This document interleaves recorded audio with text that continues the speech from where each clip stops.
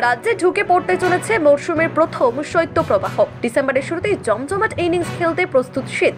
আলিপুর আবহাওয়া দপ্তর জানাচ্ছে, একের পর এক ঘূর্ণিঝড়ের দাপটে তৈরি হওয়া মেঘ সরে যাওয়ায় এখন শীতল হাওয়া ঢোকার পথে বাধা নেই। ফলে রাজ্যে শীতের দাপট বাড়বে দ্রুতই। আবহাওয়া দপ্তর সূত্রে খবর, আগামী 4-5 দিনের মধ্যে রাজ্যের বিভিন্ন জেলায় সর্বনিম্ন তাপমাত্রা 4 ডিগ্রি পর্যন্ত নেমে যেতে পারে।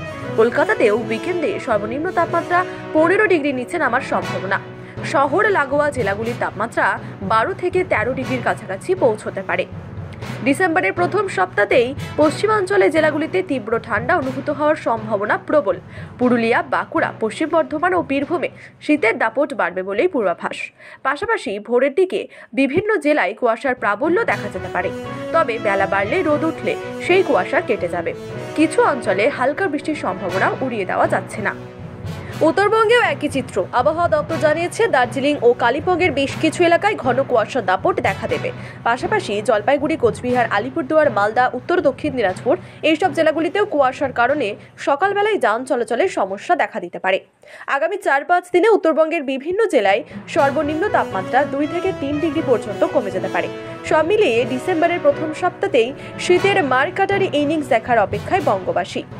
আবহাওয়ার সব খবর পেতে নজর রাখুন বিবি নিউজের পর্দায়।